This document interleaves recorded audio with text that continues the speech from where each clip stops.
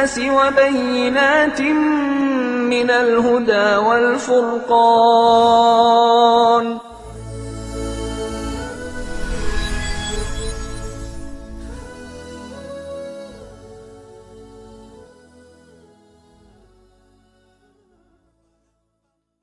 نحمدہ نصلی علی رسول الکریم اما بعد. سامعین، آج کا موضوع گفتگو ہے دوسرے سیاروں کی ترقی یافتہ مخلوق اور انسانوں کو ان سے خطرات، قرآن، حدیث اور جدید سائنس کی روشنی میں. ایک ترقی یافتہ مخلوق. سائنسدان اب تک اجرام سماوی میں زندگی کے وجود یا عدم وجود پر کسی قطعی رائے پر نہیں پہنچ سکے ہیں، بلکہ آئے دن اس میں تضاد بیانی کا مظاہرہ ہوتا رہتا ہے. ٹھیک ہے، انسان کا علم ہے ہی کتنا کہ وہ بغیر کسی رویت و مشاہدے کے لاکھوں، کروڑوں اور اربوں خربوں میل دور بیٹھ کر کسی بات کا حتمی و یقینی فیصلہ کر دے. اب ظاہر ہے کہ اس کا فیصلہ صرف وہی کر سکتا ہے جس کا علم تمام جہانوں اور تمام زبانوں پر محیط ہو. بہرحال قرآن عظیم کے ذریعے 1400 سال قبل ہی یقینی و حتمی طور پر یہ اعلان و انکشاف کیا جا چکا ہے کہ ہماری کائنات ہی کی طرح بہت سے سیاروں پر بھی نہ صرف ہر قسم کے جانداروں کا وجود پایا جاتا ہے، بلکہ وہاں پر عقل و شعور کی قوتوں سے متصف ایک ترقی یافتہ مخلوق بھی موجود ہے. جیسا کہ ارشاد باری ہے، وَمِنْ آيَاتِهِ خَلْقُ السَّمَاوَاتِ وَالْأَرْضِ وَمَا بَثَّ فِيهِمَا مِنْ دَابَّةٍ وَهُوَ عَلَى جَمْعِهِمْ إِذَا يَشَاءُ قَدِيرٌ. یعنی اور اس کے نشانہائے وجود میں سے ہے یہ بات کہ اس نے زمین اور آسمانوں کو پیدا کیا اور ان میں ہر قسم کے جاندار پھیلا دی ہے، اور اس کو اس بات کی قدرت حاصل ہے کہ وہ جب چاہے انہیں کسی ایک مقام پر اکٹھا کر دے. اس آیت کریمہ کا میں نے جو ترجمہ کیا ہے وہ عربی زبان کے قواعد اور اصول تفسیر کی روح سے غلط نہیں ہے، اگرچہ کہ گنجائش دوسرے معنی و مفہوم کی بھی موجود ہے. واضح ہے کہ قدیم مفسرین تک اس آیت کریمہ کی بنیاد پر اس بات کے قائل ہیں کہ اجرام سماوی میں انسان جیسی مخلوق کا وجود ہو سکتا ہے، مگر وہاں اس آیت کے آخری فقرے میں جس اجتماع کا تذکرہ ہے اس سے مراد ان کے نزدیک قیامت کا دن ہے، مگر اس کو جزم کے ساتھ قیامت ہی سے متعلق قرار دینا صحیح نہیں ہو سکتا، کیونکہ اس میں ایسا کوئی لفظ موجود نہیں ہے جو اس واحد مفہوم کا تعین کر سکے، بلکہ موجودہ خلائی پروازوں کی ترقی نے قبل قیامت ہی اس اجتماع کو ممکن بنا دیا ہے. اس لحاظ سے اگر مستقبل میں کبھی ارضی و سماوی مخلوق کا کوئی اجتماع یا مٹ بھیڑ ہو جائے تو وہ قرآن کریم کی 1400 سال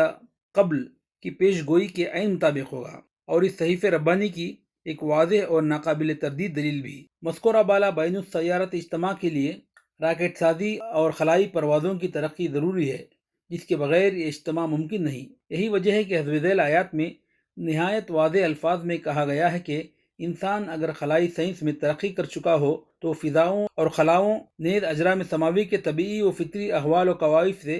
نپٹ سکتا ہو تو پھر وہ شوق سے چاند ستاروں کی تسخیر کے لیے رخت سفر باندھ سکتا ہے.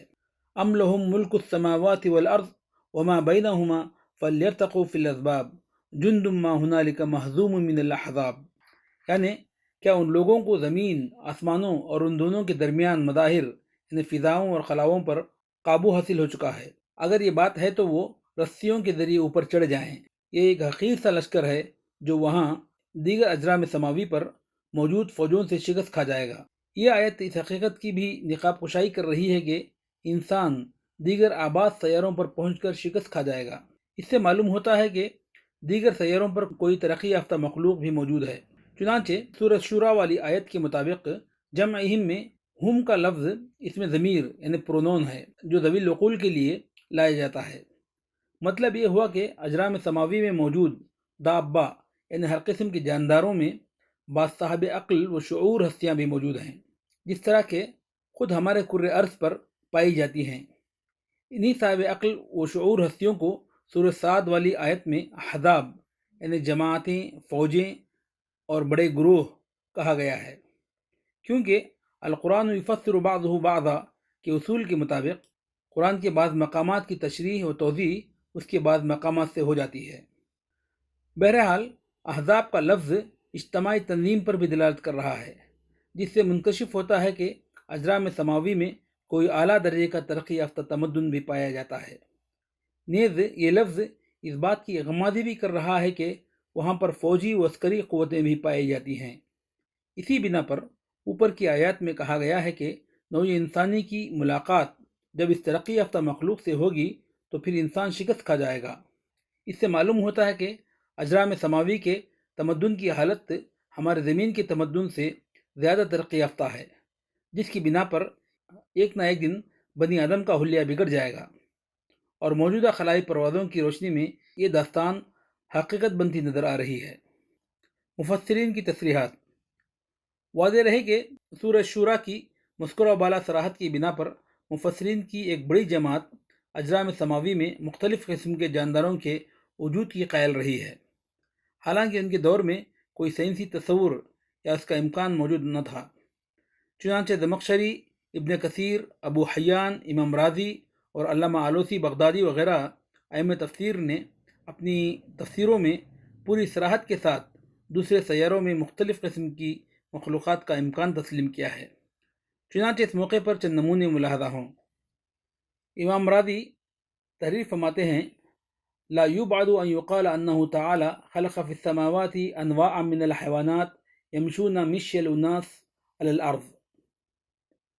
یعنی یہ بات بعید نہیں ہے کہ اللہ تعالیٰ نے آسمانوں یعنی آسمانی سیاروں میں قسم ہا قسم کے حیوانات پیدا کر رکھے ہوں جو بالکل اسی طرح چلتے پھرتے ہوں جس طرح کے انسان زمین پر چلتا ہے۔ ابن کثیر رحمۃ اللہ علیہ تحریر فرماتے ہیں: وَهَذَا يَشْمَلُ الْمَلَائِكَةَ وَالْإِنسَ وَالْجِنَّ وَسَائِرَ الْحَيْوَانَاتِ عَلَى اخْتِلَافِ أَشْكَالِهِمْ وَأَلْوَانِهِمْ وَطَبَائِعِهِمْ وَأَجْنَاسِهِمْ وَأَنْوَاعِهِمْ وَقَدْ فَرَّقَهُمْ فِي أَقْطَارِ السَّمَاوَاتِ وَالْأَرْضِ، یعنی اور اس لفظ کی وسعت میں فرشتے، انسان اور جن تمام شامل ہو جاتے ہیں، جن کی شکلوں، صورتوں، رنگوں، طبیعتوں اور اجناس و انواع وغیرہ تمام مظاہر میں اختلافات پائے جاتے ہیں، جن کو اللہ نے زمین اور آسمانوں کے مختلف مقامات پر پھیلا رکھا ہے۔ اور علامہ شہاب الدین آلوسی بغدادی رحمۃ اللہ علیہ فرماتے ہیں: لا يبعد ان يكون في كل سماء حيوانات ومخلوقات على قدر شتى واحوال مختلفة لا نعلمها، یہ بات بعید نہیں ہے کہ ہر آسمان میں طرح طرح کے حیوانات پھیلے ہوئے ہوں جن کا صحیح علم ہمیں حاصل نہیں ہے، مگر اس موقع پر یہ بات خوب سمجھ لینی چاہیے کہ قرآن حکیم یہ نہیں کہتا کہ یہ ترقی یافتہ مخلوق تمام سیاروں یا کل اجرام سماوی میں موجود ہے، بلکہ صرف یہ کہتا ہے کہ اجرام سماوی پر ان کا وجود ہے، اور ان دونوں باتوں میں بڑا فرق ہے۔ لہذا یہ نہیں کہا جا سکتا کہ یہ ترقی یافتہ مخلوق یا زندگی کی کوئی بھی شکل ہمارے نظام شمسی یعنی سولار سسٹم کے کسی سیارے مثلا زہرہ اور مریخ وغیرہ میں ہوگی یا کسی دوسرے نظام شمسی میں، مگر اتنی بات تو ضرور کہی جا سکتی ہے کہ جب کبھی انسان کی مٹ بھیڑ اس ترقی یافتہ مخلوق سے ہوگی تو پھر اس کا حلیہ بگڑ جائے گا۔